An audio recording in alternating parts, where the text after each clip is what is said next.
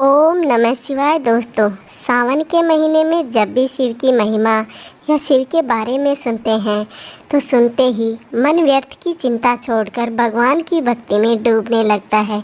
और जिसका भी मन भगवान की भक्ति में डूबने लगता है, इसका मतलब है वो अपने आप को भगवान के पास महसूस करता है। जब हमारे साथ भगवान शिव होते हैं, यही महीना सबसे पवित्र होता है, जिसमें भगवान शिव की भक्ति करने से भगवान शिव भोलेनाथ प्रसन्न हो जाते हैं।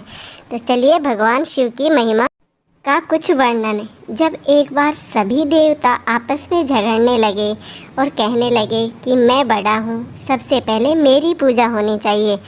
सभी देवता आपस में झगड़ ही रहे थे। जब कोई भी समाधान नहीं निकला तो वो पहुँचे ब्रह्मा जी के पास सुमेरु पर्वत पर। वहाँ जाकर के कहने लगे कि हे ब्रह्मदेव, हम आपके पास अपनी समस्या का समाधान लेने आए हैं। क्या आप हमें बता सकते हैं कि हम सभी में से बड़ा कौन है?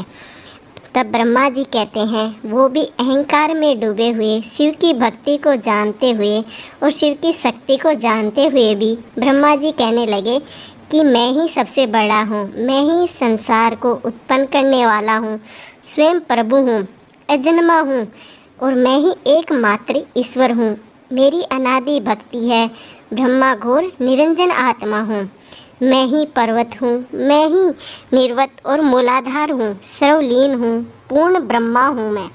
ब्रह्मा जी ऐसा ही पर मुनि मंडली के विधम विष्णु जी से को भी समझाते हुए कहा कि मेरी आज्ञा तो तुम सृष्टि के रचयिता बने हो। मेरा अनादर करके तुम अपने प्रभुत्व को कैसे बता सकते हो? परंतु ब्रह्मा जी इतने घमंड में डूबे हुए थे, इतना अहंकार था कि वो ये भी भूल गए कि मैं इस वक्त विष्णु जी को भी भूल गया और शिव की भक्ति को जानते हुए भी उनकी शक्ति और भक्ति का अनादर कर रहा हूँ। परंतु विष्णु जी कहने लगे कि मैं आपसे बड़ा हूँ, मैं ही अजन्मा हूँ, एकमात्र ईश्वर मैं ही हूँ, मैं ही इस सृष्टि को चलाने वाला रचयिता हूँ। दोनों आपस में यही निर्णय करने लगे कि मैं बड़ा हूँ, मैं बड़ा हूँ। जब उनसे कोई समाधान नहीं निकला तो वेदों से पूछने की बात हुई कि वेद ही बता सकते हैं कि हम में बड़ा कौन है, हम किस प्रकार प्रकट हुए। तब सभी देवताओं ने कहा कि हे ऋग्वेद, आप बताइए कि हम में से सबसे बड़ा कौन है। तब ऋग्वेद ने कहा कि जिसके भीतर समस्त भूत निहित हैं तथा जिसमें सब पर कुछ पर्वत है, जिसे परमात्मा कहा जाता है, वह एक रुद्र रूप ही है। इसके बाद में यजुर्वेद से पूछा गया तो उन्होंने भी यजुर्वेद का भी वही मत था, जिसके द्वारा हम सभी वेद प्रमाणित हुए तथा जो ईश्वर के संपूर्ण यज्ञों और योगों से भजन किया जाता है, सबको दुष्टा वह एक शिव ही है। समावेद जो समस्त संसार जनों का भरमाता है, जिसे योगी जन ढूंढते हैं, जिसकी भांति से सारा संसार प्रकाशित होता है, वो एक त्र्यंबकम शिवजी ही है। फिर अर्थवेद से पूछा गया, जिसकी भक्ति से साक्षात्कार होता है और जो सब या सुख दुख अतीत अनादि ब्रह्म है, वह केवल शंकर जी ही है।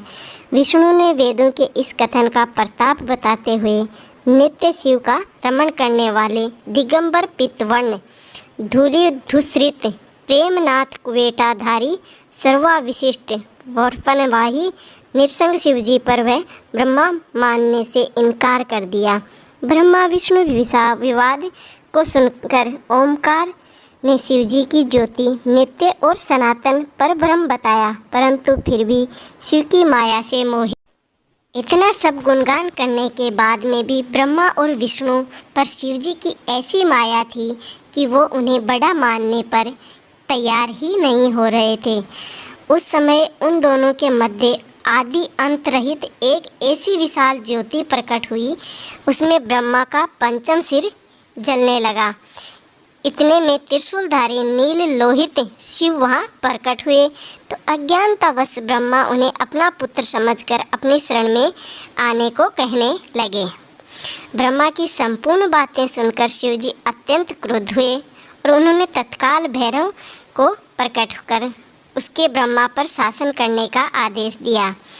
आज्ञा का पालन करते हुए भैरव ने अपनी बाएं उंगली के नखाग्र से ब्रह्मा जी का पंचम सिर काट डाला। भयभीत ब्रह्मा शतरूठी का पाठ करते हुए शिव जी की शरण हुए। ब्रह्मा और विष्णु दोनों को सत्य की प्रतीति हुई और वे दोनों शिव जी की महिमा का गान करने लगे। ये देखकर शिव जी शांत हुए और उन दोनों को अभयदान दिया।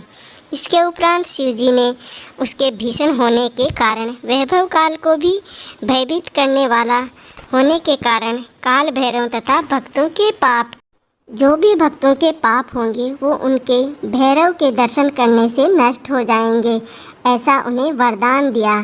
काशीपुरी अधिपति बना दिया गया भैरव को। फिर कहा कि भैरव, तुम इन ब्रह्मा विष्णु को मानते हुए ब्रह्मा के कपाल को धारण करके इसी के आश्रय से भिक्षावर्ती करते हुए वाराणसी से चले जाओ। वहाँ उस नगरी के प्रभाव से तुम ब्रह्म हत्या के पाप से मुक्त हो जाओगे। तब भैरव शिव जी की बात मानते हुए ब्रह्म हत्या के पाप से मुक्त होने के लिए वाराणसी से होते हुए गए। शिव की आज्ञा से भैरव जी हाथ में कपाल लेकर जो ही काशी की ओर चले, ब्रह्म हत्या उनके पीछे पीछे चली। विष्णु जी उनकी स्तुति करते हुए उनसे अपनी माया से मोहित न होने का वरदान मांगा। विष्णु जी ने ब्रह्म हत्या के भैरव जी के से पीछा करने की माया पूछना चाहिए तो ब्रह्म हत्या ने बताया कि वह तो अपने आप को पवित्र और मुक्त होने के लिए भैरव की अनुसरण कर रही है। भैरव जी ज्यों ही काशी पहुँचे त्यों ही उनके हाथ से चिमटा और कपाल छूटकर पृथ्वी पर गिर गया और तब से उस स्थान का नाम कपाल मोचन तीर्थ पड़ गया। इसी तीर्थ में जाकर सविध पिंडदान और देव पितृ तर्पण करने से मनुष्य ब्रह्म हत्या के पाप से निवृत्त हो जाते हैं। इसीलिए कहा जाता है कि शिव की महिमा ही अत्यंत है। जो भी शिव की महिमा का गुणगान करता है या शिव की महिमा को सुनता है या सुनाता है, उसके सभी पाप नष्ट होकर भगवान शिव उन्हें अपनी कृपा दृष्टि में रखता है। जब भगवान शिव की कृपा दृष्टि होती है तब किसी भी काल का या किसी भी चीज़ का डर हमें नहीं लगता है। इसीलिए कहा जाता है कि जो भी मनुष्य महाकाल का भक्त होगा उसका कोई भी काल अनिष्ट नहीं कर पाएगा। इसलिए आप सभी को श्रावण मास में शिव की महिमा का वर्णन सुनाने का सौभाग्य मिला। इसके लिए आप सभी का बहुत बहुत धन्यवाद। और हाँ, चैनल को सब्सक्राइब और वीडियो को लाइक शेयर ज़रूर करिएगा। आप सभी पर भगवान शिव की कृपा बनी रहे।